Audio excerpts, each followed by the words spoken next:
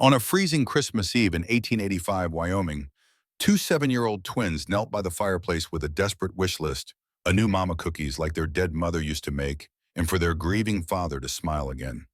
Their cavalry veteran dad had been broken for 3 years since losing his wife in childbirth.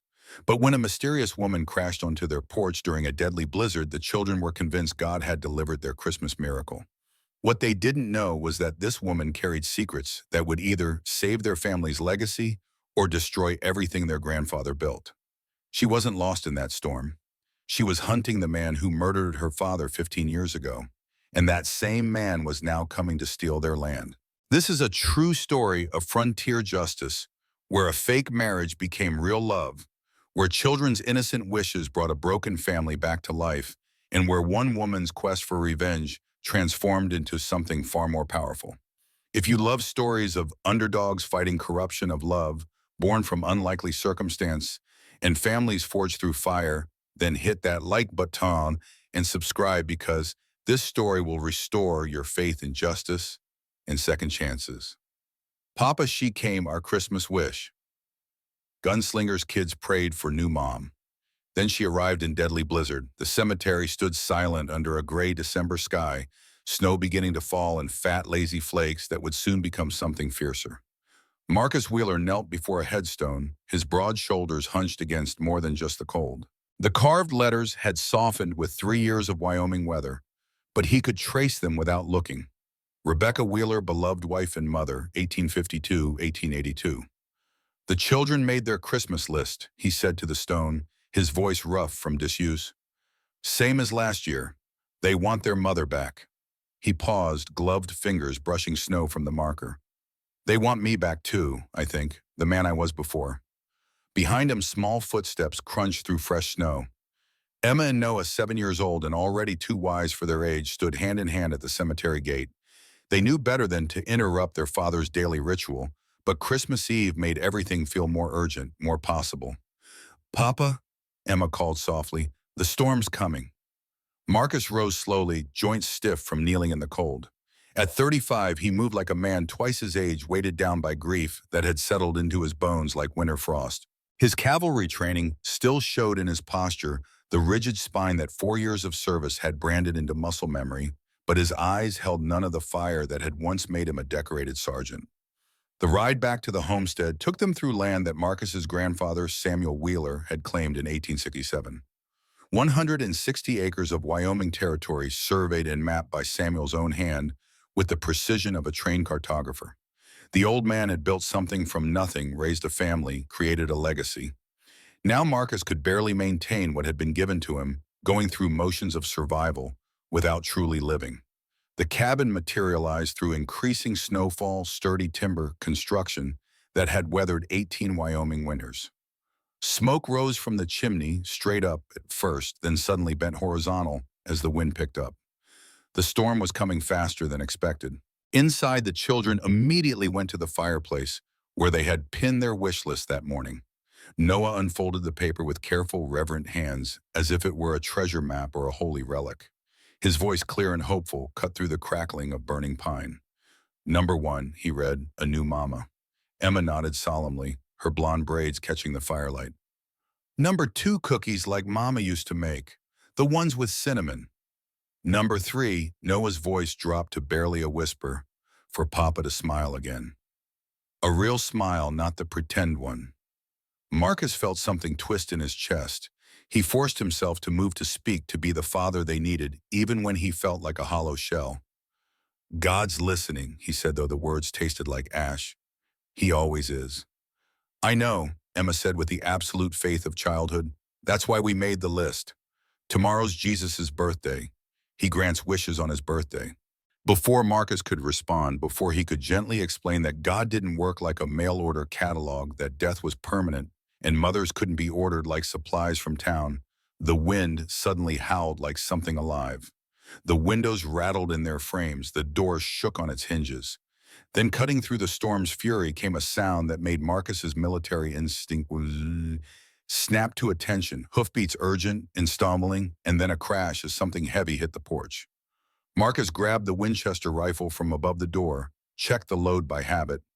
.44-40 caliber, 15 rounds in the magazine, and approached the door with the careful steps of a man who had survived too many ambushes to take chances. "Stay back," he told the children, who had pressed themselves against the far wall, eyes wide with fear and excitement.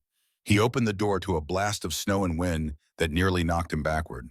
Through the white chaos, a figure struggled to rise from where they had fallen on the porch. A horse stood nearby, head down, sides heaving with exhaustion. "Please," a woman's voice gasped through the storm. "My horse, he's going lame. I need shelter." Without thinking, Marcus stepped aside. The woman stumbled in, bringing winter with her, ice crusting her coat and hat. As Marcus forced the door closed against the wind's fury, he heard Emma gasp behind him. "Papa," she whispered, her voice filled with awe. "She came. Our Christmas wish came true." The woman stood in the lamplight, snow melting into puddles around her boots. She was perhaps 32, with dark hair escaping from under a practical wool hat and intelligent brown eyes that swept the room with quick assessment. Her clothes were men's traveling attire, sturdy wool pants, thick flannel shirt, a leather coat that had seen better days. A leather satchel hung across her body, protected carefully even through her exhaustion. "I'm sorry to intrude," she said, her breath still coming in gasps. "I'm Elena Hartley. I was heading to Cheyenne when the storm caught me. I saw your smoke." "It's Christmas Eve," Noah said solemnly, stepping forward, despite Marcus's warning look. "Nobody should be alone in a storm on Christmas Eve." Elena's expression softened as she looked at the children. Something flickered across her face, surprise perhaps, or recognition. "No," she agreed quietly. "They shouldn't." Marcus set the rifle aside but kept it within reach. 20 years of frontier living had taught him caution. "I'm Marcus Wheeler. These are my children, Emma and Noah." He studied the woman more closely, noting details: the quality of her boots, expensive Eastern-made, the way she held herself confident despite exhaustion, the careful way she set down her satchel, protecting something valuable. "You're a surveyor," he said. It wasn't a question. Elena's eyes widened slightly. "How did you know?" "The satchel, the way you looked at the room, measuring angles, checking exits." "My grandfather was a surveyor. I know the signs." She nodded slowly. "Your grandfather was Samuel Wheeler." The question hit Marcus like a physical blow. "You knew him?" "Yeah. I knew of him. He's something of a legend among surveyors. His maps of this region are still considered the most accurate ever made." She paused, seeming to weigh her words carefully. That's part of why I'm here." Emma tugged on Elena's wet coat. "Are you our new mama?" "Emma," Marcus's voice came out sharper than intended. "Miss Hartley is just seeking shelter from the storm. Nothing more." But Elena knelt down to Emma's level, her expression gentle. "What makes you think you need a new mama, sweetheart?" "We made a Christmas wish list," Noah explained, pointing to the paper by the fireplace. "We asked for 3 things: a new mama cookies and for Papa to smile again." Elena's gaze moved to Marcus, and he saw something there he couldn't quite identify. Sympathy, understanding, or something else, something that looked almost like guilt. "Well," she said carefully, "sometimes wishes come true in ways we don't expect." Marcus cleared his throat. "You must be frozen. There's coffee and soup from dinner." "Thank you." Elena stood, wincing slightly. "My horse. I'll see to him after we get you warm. Barns secure against the storm." As Elena removed her wet coat, Marcus noticed the way she moved, favoring her left side slightly, as if she'd injured it in the fall. But more than that, he noticed the way his children watched her, as if she were something magical that had materialized from their wishes in the storm. While Marcus heated soup and poured coffee, Elena sat at the table with Emma and Noah, flanking her like small guardians. They peppered her with questions that she answered with patient good humor. Yes, she had traveled all the way from Boston. Yes, she had seen Indians, peaceful ones, trading at Fort Laramie. No, she didn't have any children of her own. "Why not?" Emma asked with the blunt curiosity of childhood. "Emma," Marcus warned. "It's all right," Elena said. "I never married. I've been too busy with my work." "What work?" Noah asked. Elena's expression grew serious. "I help people protect their land, make sure nobody takes what doesn't belong to them."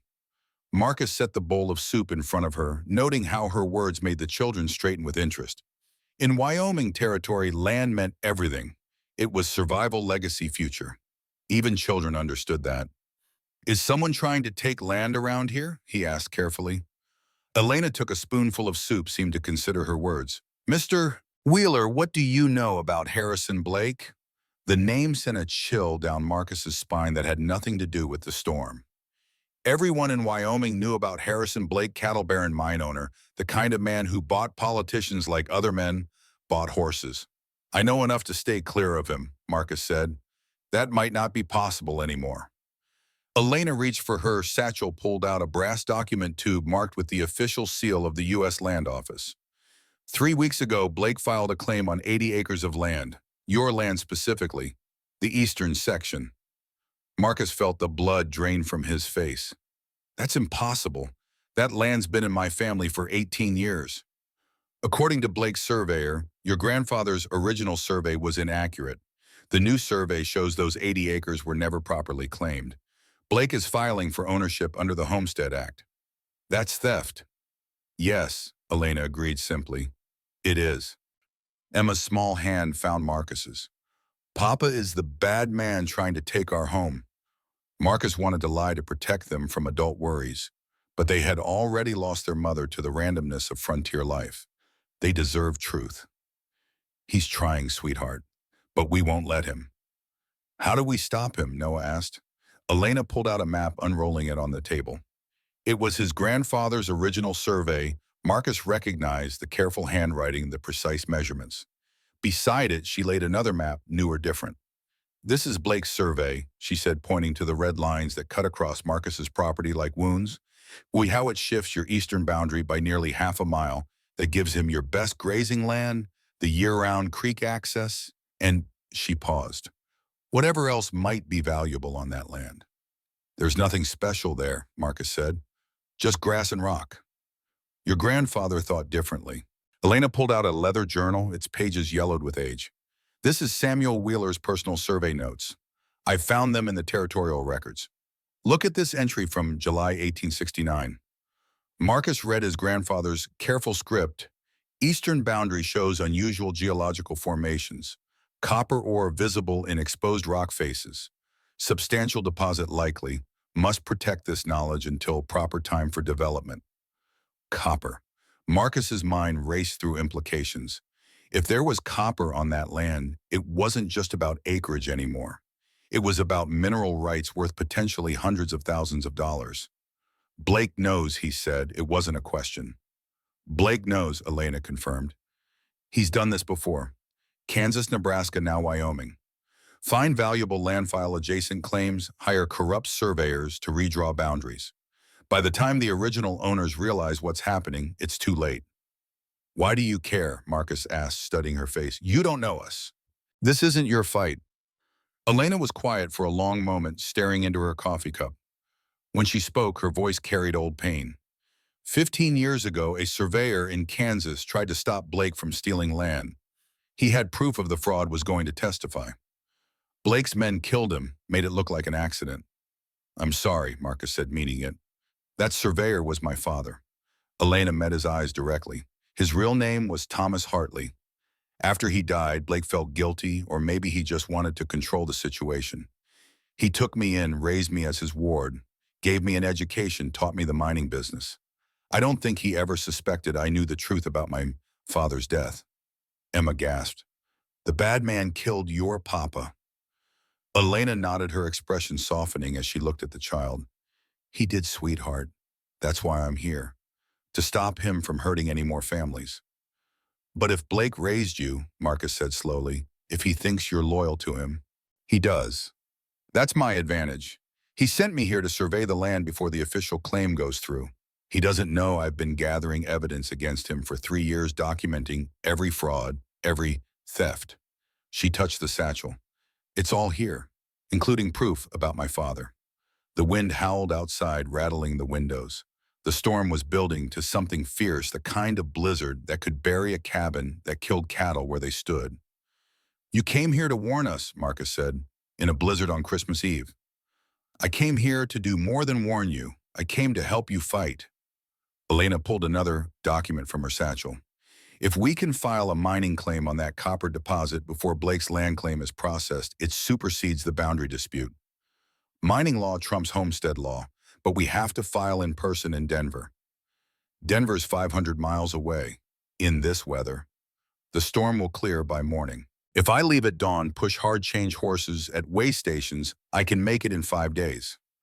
File the claim and telegraph the land office before Blake's 7-day deadline. That's suicide, those passes in winter. I've ridden worse. Elena's jaw set with determination. Mr. Wheeler Blake has taken everything from me. My father, my childhood, my identity. I won't let him take anything else from anyone else. Noah moved closer to Elena, his small face serious.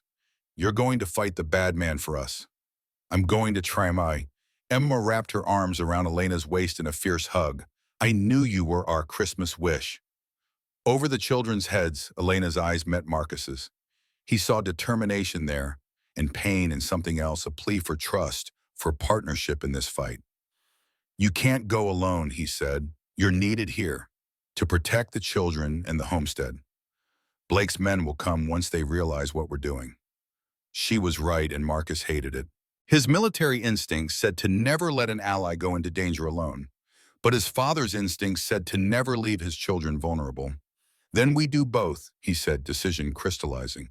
You ride to Denver. I prepare defenses here. We fight on 2 fronts. Elena nodded, relief flickering across her features. Together.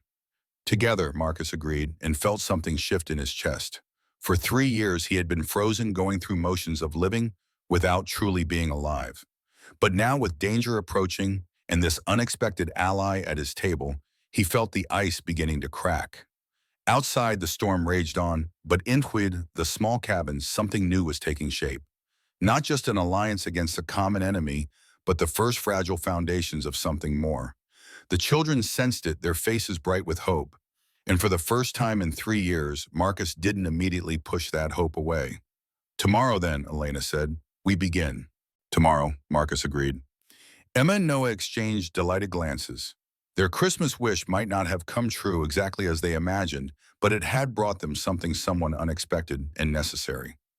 In the morning, the real fight would begin. But tonight, on Christmas Eve, with the storm sealing them inside together, they had found the beginning of something worth fighting for. As Marcus banked the fire for the night and prepared sleeping arrangements, Elena would take his bed. He would sleep by the fire. He caught sight of the wish list still pinned by the hearth. 3 simple requests from 2 children who still believed in miracles. A new mama, cookies, Papa's smile. Looking at Elena as she tucked his children into bed, telling them a story about surveying the Great Plains, watching their faces light up with wonder. Marcus felt his mouth curve in an expression that had been foreign for 3 years. It wasn't quite a smile yet, but it was a beginning. Dawn came like a revelation, the storm having blown itself out in the night, leaving behind a world transformed by white. Marcus stood at the window watching Elena prepare her horse in the barn's doorway. She moved with economical grace, checking saddle straps and supply bags with the methodical attention of someone who knew that small oversights could mean death on the frontier. The children stood beside him, still in their night clothes, faces pressed against the cold glass. She has to come back, Emma whispered. She has to. She will, Noah said with quiet certainty. She promised. Marcus said nothing. He had learned not to make promises about people returning. The frontier took who it wanted, when it wanted, regardless of who was waiting. Elena emerged from the barn, leading her bay gelding, now rested and sound. She had changed into Marcus's spare riding clothes. They fit her better than her own wet things, though she had to roll up the sleeves and trouser cuffs. His grandfather's old cavalry coat hung on her frame, but it would keep her warm through the mountain passes. Time to say goodbye, Marcus told the children. They rushed outside without coats, barefoot in the snow, throwing their arms around Elena before she could mount. 5 days, Emma said firmly. You said 5 days there, 3 days to file papers, and send telegrams 5 days back. That's 13 days. We'll count. Elena knelt in the snow, heedless of the cold soaking through. That's right, sweetheart. 13 days at most. Can you be brave that long? We're Wheeler children, Noah said, straightening his small shoulders. We're always brave. I believe that. Elena hugged them both, then stood to face Marcus. They stood apart, awkward, with the weight of what needed to be said, and couldn't be voiced in front of children. So much rested on her success, not just the land, but the copper rights, the family legacy, the children's future. The territorial office in Denver. Elena said, all business now. Morrison Building, third floor. I'll file in your name as primary claimant, myself as surveyor of record. Blake won't know until it's too late. And if he has men watching the roads, then I'll deal with them. She touched the Colt 45 at her hip, the one Marcus had insisted she take. I've been preparing for this for 3 years. I know Blake's methods, his people. I can avoid them. Or you could ride straight into a trap. Possible. Elena swung up into the saddle with practiced ease. But staying here doing nothing that's guaranteed failure. At least this way we have a chance. Marcus pulled a leather pouch from his coat. $300, all I have. Use it for whatever you need, horses, bribes, telegrams. Elena took it, their fingers brushing briefly. I'll bring back your change with the mining claim. Just bring yourself back, Marcus said, then caught himself, added quickly. The children would never forgive me if something happened to you. Something flickered in Elena's eyes. Just the children. Before Marcus could answer, she wheeled her horse around and was gone, riding south toward Denver, and danger leaving only hoof prints in fresh snow. The children watched until she vanished over the rise, then turned to their father with expressions far too serious for 7-year-olds. Now we get ready to fight, Noah said. It wasn't a question. Marcus looked at his son, this small person who had absorbed too much reality too young. Now we get ready. The rest of that first day they prepared. Marcus cleaned and oiled every weapon, counted ammunition, identified defensive positions. The cabin's construction was solid, thick logs that would stop bullets, few windows to defend. His grandfather had built it with Apache raids in mind, though those days were past.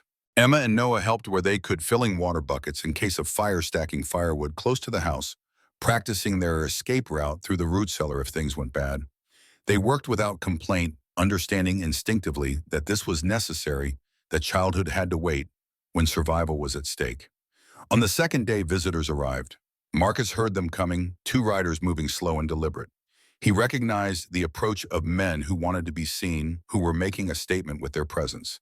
He sent the children to their room, picked up his rifle, and stepped onto the porch. The men who reined up at his fence line were exactly what he expected. Hired guns, the kind who solved problems with violence because it was easier than talking. The leader, scarred and weather-beaten, studied Marcus with professional assessment. You'd be Wheeler, the man said. Not a question. I am, and you'd be trespassing. The man smiled, showing teeth stained by tobacco. Name's Cole Matthews. Work for Mr. Blake. He wanted me to deliver a message. Marcus's finger moved to his rifle's trigger guard. Cole Matthews, Elena had mentioned him, though not why he mattered to her personally. Now seeing the cold efficiency in the man's eyes, Marcus understood. This was a killer, someone who had ended lives without losing sleep. Blake's message, Matthews continued, is simple. You've got something that belongs to him, the eastern 80 acres. Land office will confirm it within the week. He's prepared to offer compensation for your trouble. $5,000 for you to relocate your family elsewhere. Not interested. $10,000?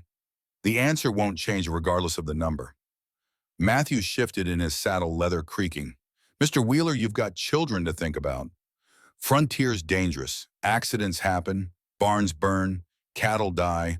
Sometimes people do too. From the window, young Noah's voice rang out clear and defiant. My papa was cavalry. He fought Indians and bandits. He's not scared of you, Matthew's companion chuckled. Kid's got spirit. Too much spirit can be unhealthy, Matthews observed, his eyes never leaving Marcus's face. The threat was unmistakable. Marcus stepped forward, rifle rising slightly. You threaten my children again, and I won't wait for lawyers or land offices. I'll handle this the way we handled things in the 7th Cavalry. You understand me? Clear as creek water. Matthews turned his horse. You've got 5 days to reconsider. After that, Mr. Blake takes possession one way or another. Be smart, Wheeler. Take the money. Live to raise those kids. They rode off slowly, making it clear they weren't retreating, just leaving. For now, Marcus waited until they were out of sight before lowering his rifle. His hands shook slightly, not from fear, but from rage. They had threatened his children. Crossed the line from business dispute to personal war. Papa, Emma stood in the doorway, her small face pale but determined. Are we going to be okay? Marcus knelt down, pulled both children close. We're going to be fine, but I need you to remember everything I've taught you about being careful, about watching for danger. Can you do that? They nodded solemnly. Too much weight for small shoulders, but the frontier didn't care about age, only survival. On the third day, another visitor arrived, this one even less welcome. Victoria Sterling drove herself in an expensive carriage dressed as if attending a society function rather than visiting a remote homestead. Marcus had known Victoria before Rebecca had even courted her briefly before realizing that her beauty concealed a calculating nature that valued wealth above all else. She had married well, a railroad executive who had conveniently died 5 years ago, leaving her with a fortune and a ranch that bordered Marcus's land to the west. Since Rebecca's death, she had made her interest in Marcus clear, though he had consistently rebuffed her advances. Marcus, she called as she descended from the carriage with practiced grace. We need to talk. Mrs. Sterling? He didn't invite her in, didn't move from the porch. What brings you here? Concern for you and the children. She moved closer, expensive perfume at odds with the frontier setting. The whole territory's talking about your dispute with Harrison Blake, about that surveyor woman who stayed here, unchaperoned. Miss Hartley was caught in the storm. I offered shelter, nothing more. Miss Hartley, Victoria tasted the name like wine. Yes, I've learned quite a bit about her. Blake's ward raised in his household. Strange that she would turn against him, don't you think? Marcus said nothing, but his mind raced. How much did Victoria know? How much had Blake told others? I've also learned, Victoria continued, that she's ridden to Denver, alone, a woman traveling 500 miles through winter mountains. Even if she survives the journey, what do you think Blake will do when he learns of her betrayal? That's her choice and her risk. Victoria stepped onto the porch uninvited, close enough that Marcus could see the calculation in her eyes. I'm going to make you an offer, Marcus. Marry me. Combine our properties. With my resources and connections, we can fight Blake together. Or better yet, make a deal with him. I have influence he respects. My answer hasn't changed from the last time you asked, Victoria. Her expression hardened. You're a fool. You think that surveyor woman cares about you. She's using you to get revenge on Blake. When she's done, she'll disappear and you'll be left with nothing. That's my concern. What about Emma and Noah's concern? Victoria's voice dropped, taking on an edge. I've been talking to Judge Patterson. He's worried about the children's welfare.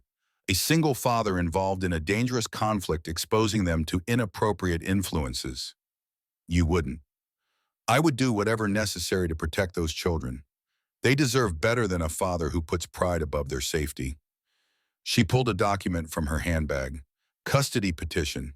Already drawn up. All it needs is my signature and the judge's ruling. Marcus stared at the paper, fury building in his chest. You're threatening to take my children if I don't marry you. I'm offering to save them. And you. Victoria moved closer, her hand touching his arm. I loved you once, Marcus. Before Rebecca, we could have been happy. We still could be. The children need a mother. You need help fighting Blake. I can provide both. From inside the house, Emma's voice called out, Papa, is everything okay? Everything's fine, sweetheart, Marcus called back, not taking his eyes off Victoria. Victoria smiled. Such sweet children. They'd have the best of everything with me. Education, culture, opportunities you could never provide alone. They'd have a mother who sees them as possessions, not people. Better than no mother at all, or worse, a stepmother who's actually a fraud using them to get to Blake. Victoria returned the custody papers to her bag. You have 3 days, Marcus. Judge Patterson arrives for his circuit on the 6th day. Decide what matters more, your stubborn pride or your children's future. She swept back to her carriage, leaving Marcus standing alone on the porch, fists clenched in impotent rage. 2 threats now, Blake wanting his land, Victoria wanting his children and him as a package deal, both using his family as leverage. That night, unable to sleep, Marcus found himself in his grandfather's old study. Samuel Wheeler had been more than just a surveyor. He had been an artist, a naturalist, a man who saw beauty in precise measurements and careful documentation. The room remained exactly as Samuel had left it 5 years ago. When he died, maps covering the walls, surveying equipment in corners, journals lined up on shelves. Marcus pulled out one dated 1869, reading his grandfather's careful notes about the eastern boundary. Copper ore confirmed in substantial quantities. Have documented location but not filed mining claim. Territorial politics too unstable. Blake's influence growing. Better to wait, let Marcus or his children benefit when time is right. Land holds more than grass and water. It holds futures. His grandfather had known, had kept the secret to protect the family from men like Blake, who would steal it given the chance. A soft sound made Marcus look up. Noah stood in the doorway, rubbing sleepy eyes. Couldn't sleep, Papa. Me neither. Marcus held out an arm, and Noah climbed into his lap, still small enough to curl against his father's chest. Bad dreams. Worried about Miss Elena. She's been gone 3 days. She's strong and smart. She'll make it. Do you like her, Papa? The way you liked Mama. The question caught Marcus off guard. It's different, Ed. Your Mama and I, we grew up together. We had time to fall in love slowly. Miss Elena came in a storm, Noah finished, like an adventure story. Something like that. Noah was quiet for a moment, then, Mama wouldn't want you to be sad forever. Marcus's throat tightened. No, she wouldn't. And she'd like Miss Elena. She's brave and helps people. Noah yawned. Can we keep her when she comes back? That's not entirely up to us, son. We could ask. She might say yes. Before Marcus could respond, Emma appeared dragging her blanket. Family meeting without me. She climbed up too, and Marcus held both his children, these precious souls, who had survived loss and still believed in hope. Outside snow began to fall again, gentle this time, like a blessing rather than a threat. On the 4th day, word came from town. Marcus had ridden in for supplies, leaving the children with Martha Coleman, their nearest neighbor, a widow who had helped care for them after Rebecca's death. The general store was buzzing with gossip. Harrison Blake had arrived in town with a contingent of men and Judge Patterson. They had taken rooms at the best hotel, and Blake had been buying drinks for anyone who would listen to his version of the land dispute. Wheeler's squatting on my land, Marcus heard Blake telling a group of ranchers. My survey proves it. The man's desperate, probably unstable since his wife died. Now he's taken up with some woman of questionable reputation, exposing his children to God knows what influence. Marcus started forward, but Tom Brennan, the shopkeeper, caught his arm. Don't give him ammunition, Marcus. That's what he wants you to lose your temper, prove his point about instability. He's poisoning the whole town against me. Some maybe, but others remember your grandfather, remember what your family's done for this community. Blake's money talks loud, but it doesn't buy everyone. Marcus purchased his supplies, trying to ignore the stares and whispers. As he loaded his wagon, a familiar horse and rider appeared at the end of the street. For a moment his heart leaped, but no, it wasn't Elena.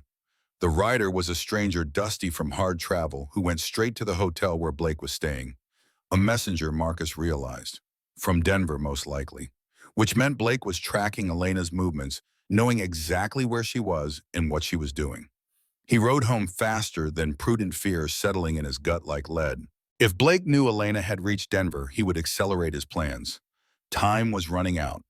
The 5th day brought unexpected allies. 3 families arrived at the homestead, the Brennans from town, the Colemans from the neighboring ranch, and surprisingly, Father Miguel from the Spanish mission, 10 miles south. They came armed, supplies in their wagons. Heard you might have trouble coming, Tom Brennan said simply. Figured you could use some help. Blake's trying to steal your land today. Could be ours tomorrow, Martha Coleman added. We stand together or fall separately. Father Miguel said nothing, just handed Marcus a telegram that had come to the mission. Marcus's hands shook as he opened it. Claim filed successfully. Stop. Opposition present but overcome. Stop. Documentation secured. Stop. Returning immediately. Stop. Delay them if possible. Stop. EH. She had done it. Despite Blake's men, despite the weather, despite everything, Elena had filed the mining claim. But opposition present suggested Blake knew, and returning immediately meant she was riding hard, probably into danger. When Bosch, Marcus asked Father Miguel, yesterday morning this arrived. She could be halfway back by now. If she had left Denver immediately after filing riding hard with fresh horses, She could make it back in 4 days instead of 5. But that meant traveling at a dangerous pace through treacherous terrain. "We'll help you defend until she returns," Tom Brennan said. "Blake won't attack directly with witnesses present." They set up a camp of sorts wagons positioned strategically, men taking shifts on watch. The children, excited by the activity, helped where they could. It felt like a tiny fort preparing for siege. As the sun set on the 5th day, Marcus stood watch, scanning the horizon for any sign of Elena. Behind him, Emma and Noah sat with Martha Coleman, learning to make the cinnamon cookies from their Christmas list. The sweet smell filled the air, a strange counterpoint to the tension. "She'll come," Noah said with quiet confidence, appearing at Marcus's side with a still warm cookie. She promised. Marcus took the cookie, tasted cinnamon and hope. His son was right. Elena had promised, and somehow Marcus knew she was the kind of person who kept promises no matter the cost. But as darkness fell with no sign of her, he also knew that tomorrow would bring confrontation. Blake wouldn't wait much longer. Judge Patterson would arrive soon. Victoria would make her move. Everything was converging toward a crisis point, and Elena was still somewhere out there in the dark, racing against time and danger to return with their only hope of salvation. Marcus gripped his rifle tighter and continued his watch, while behind him his children's laughter mixed with adult voices planning defense. Whatever came tomorrow, they would face it together. But God, he prayed silently, let Elena make it back safely. The children needed her, and maybe, just maybe, so did he. The 6th day dawned with deceptive beauty, sunrise painting the snow-covered landscape in shades of rose and gold. Marcus had been awake all night, standing, watch his eyes burning from staring into darkness, searching for a rider who hadn't come. Judge Patterson's carriage arrived mid-morning, black and official as a hearse. Behind it rode Harrison Blake with a dozen men, and to Marcus's disgust, Victoria Sterling, in her finest dress, playing the role of concerned citizen. The judge, a thin man with the demeanor of someone who had already made up his mind, barely glanced at the defensive position the homesteaders had established. His eyes were on the papers in his hand, the custody petition, the land dispute documents, the fate of a family reduced to legal language.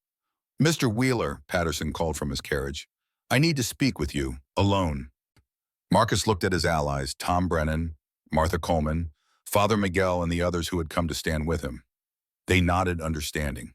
This was his fight to face. He walked out to meet them, rifle left behind, but pistol still at his hip.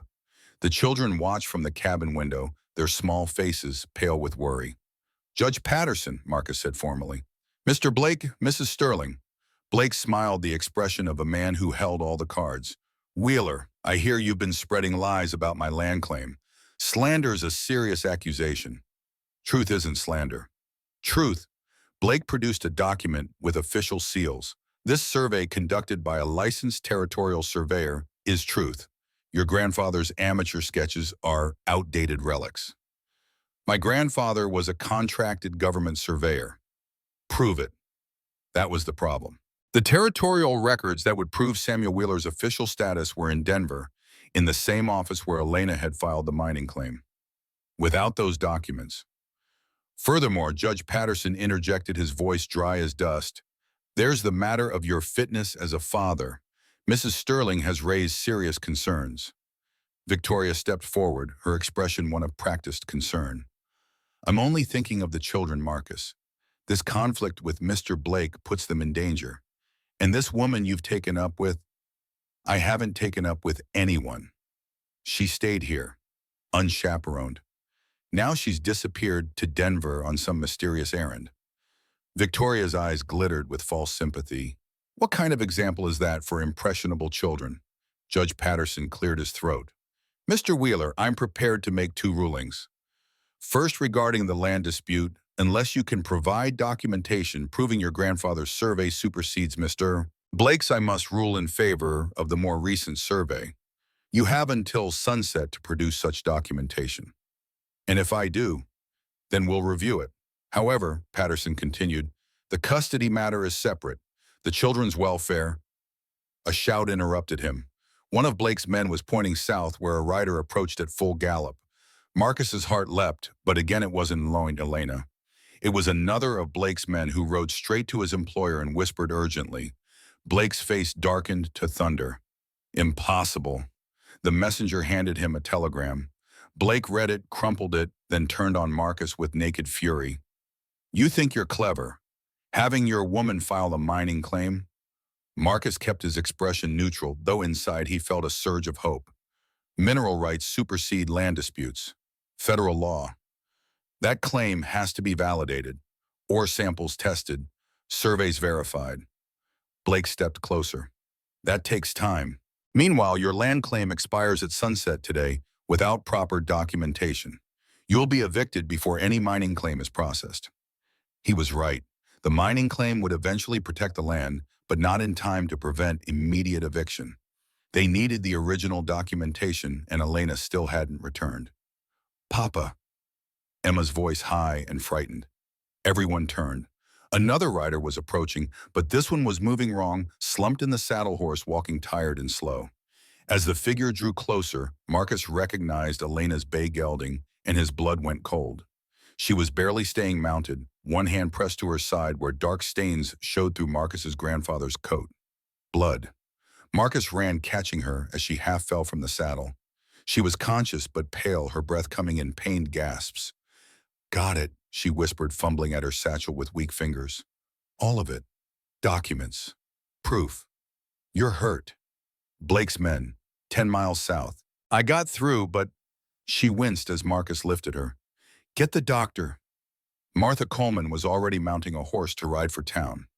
Marcus carried Elena to the cabin, the crowd parting before them. The children hovered anxiously as he laid her on his bed, the same bed where Rebecca had died, bringing life into the world. The parallel made his hands shake as he carefully examined her wound. A bullet grazed along her ribs, painful and bloody, but not fatal if kept clean. She had lost blood from riding hard instead of stopping to tend it.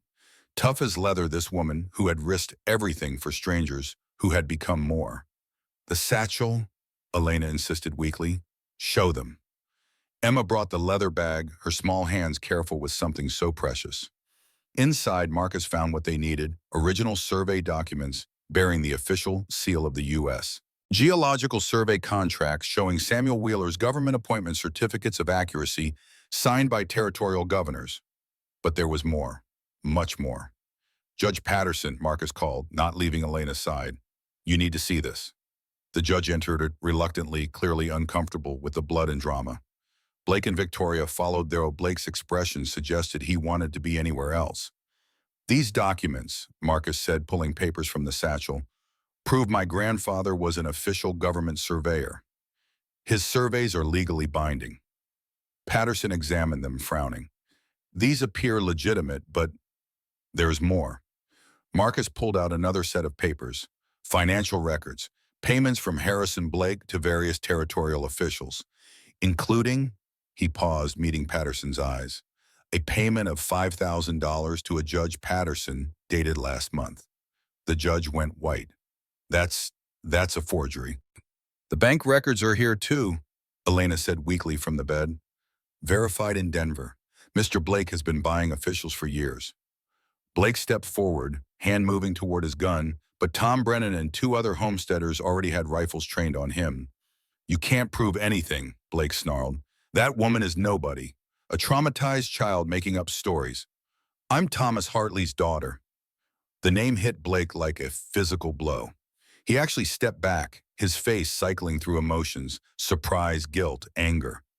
Thomas Hartley is dead, he said flatly. Yes, you had him killed. Kansas, 1870. Elena struggled to sit up, Marcus supporting her. I was 17. I saw Cole Matthews leaving our homestead with a rifle. Saw you pay him the next day. Fantasies of a grief-stricken child. Then why did you take me in? Elena's voice gained strength. Guilt or control.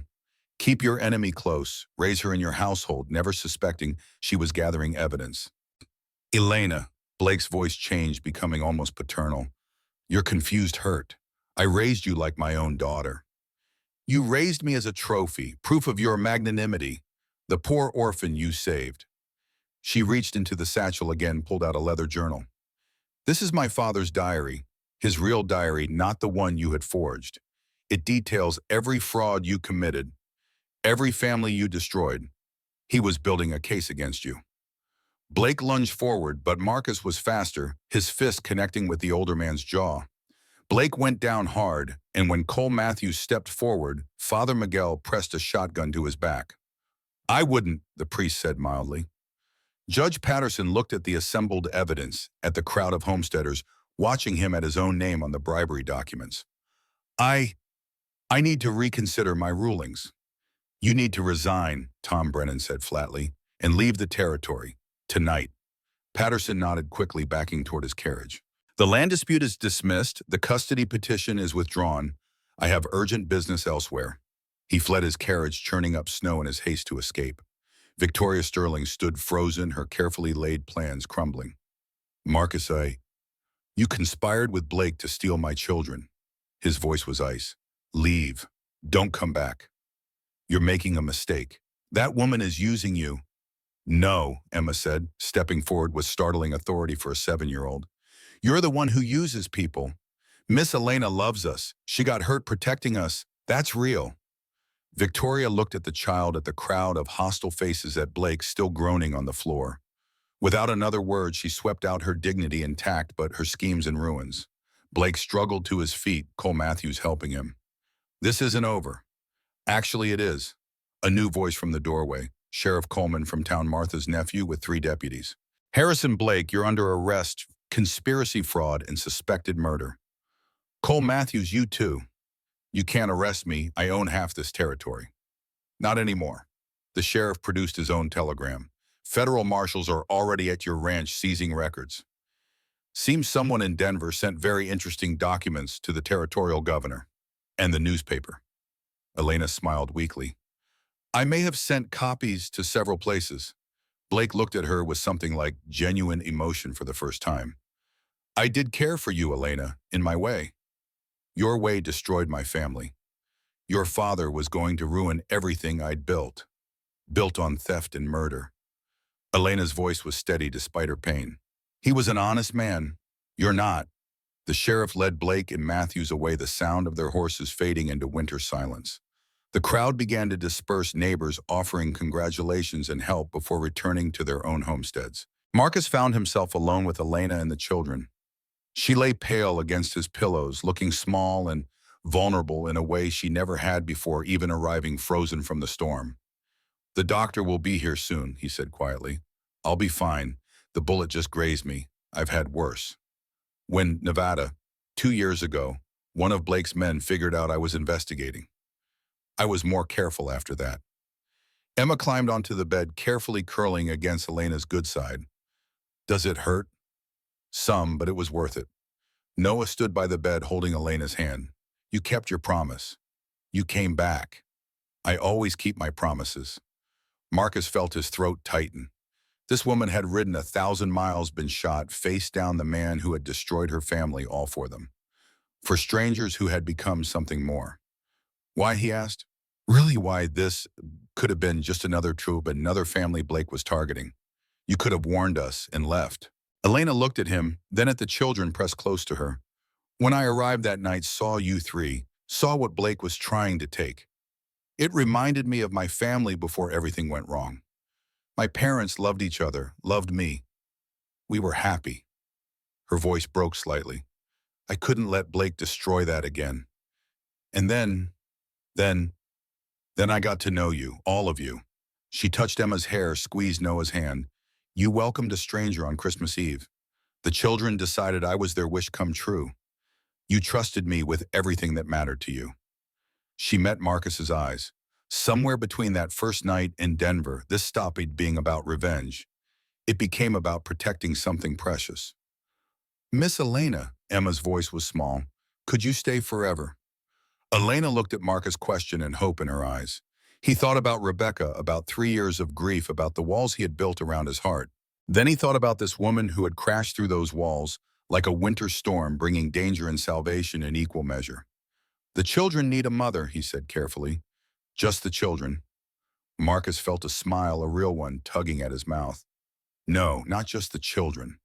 Before Elena could respond, the doctor arrived, bustling and efficient.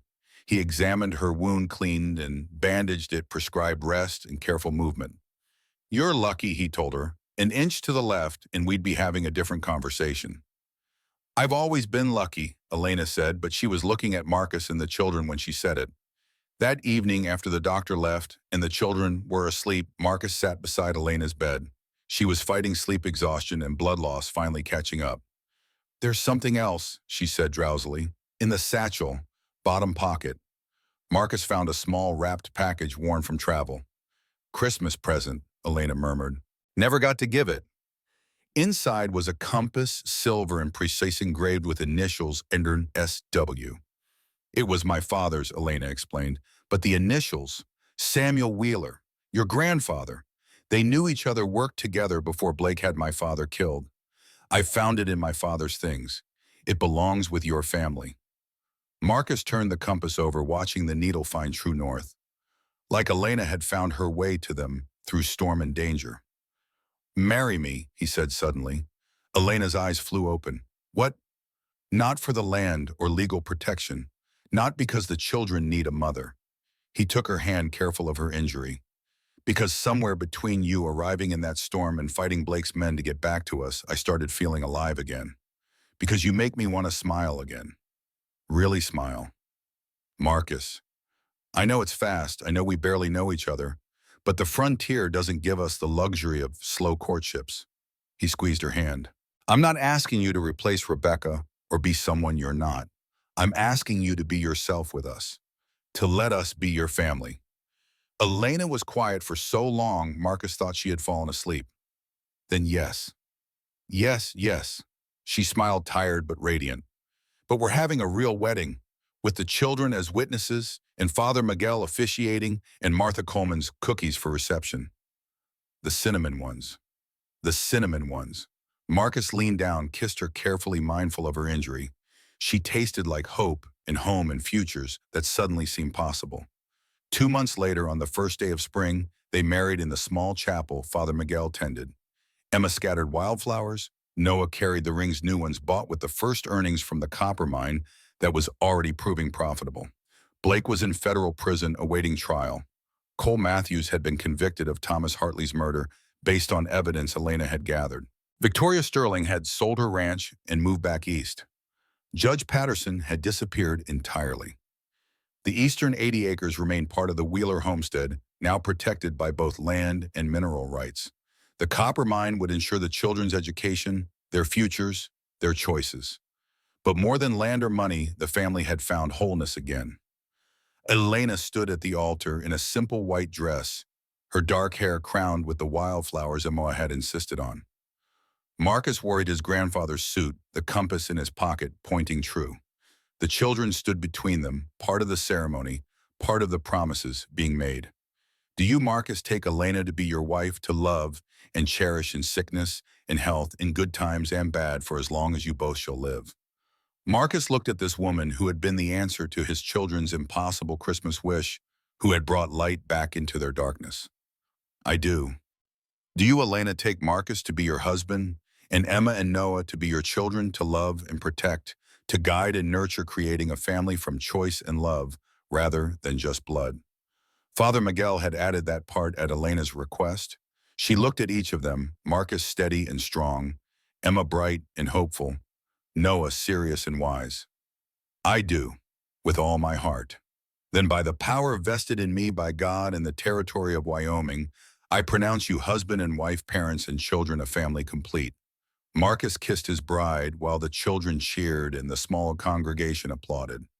Outside, the last of the snow was melting, revealing green grass beneath the endless cycle of renewal that defined frontier life. That evening, as the family returned to their homestead, their home, Emma pulled out the old Christmas list, now framed and hanging by the fireplace. We got all 3 wishes, she announced proudly.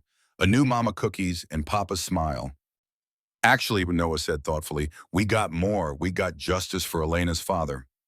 We got to keep our land. We got a copper mine. We got a real family. Elena pulled both children close. We all got more than we wished for. Marcus wrapped his arms around all of them, his wife and children, this family forged from loss and hope, tested by fire and strengthened by love. Outside, night fell over Wyoming territory, vast and full of stars.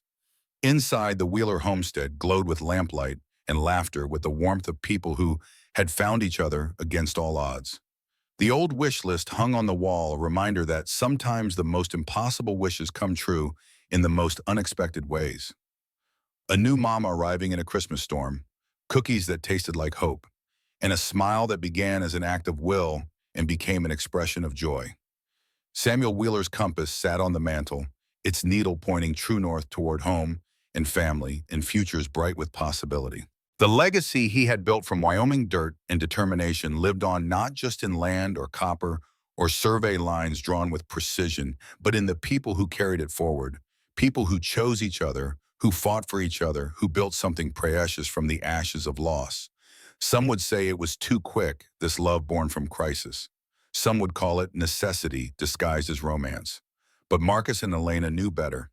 They knew that the frontier didn't wait for perfect timing or ideal circumstances. It demanded courage and choice and the willingness to grab happiness when it galloped past, even if you had to chase it through blizzards and bullets to bring it home. Years later, when Emma and Noah told their own children the story of the Christmas storm that brought their mother to them, they would emphasize different things. Emma would talk about the magic of wishes coming true. Noah would focus on the bravery and justice. But both would agree on the ending that love, real love, the kind that builds families and legacies and homes that endure, sometimes arrives like a storm in the night, unexpected and transformative, leaving the world forever changed in its wake.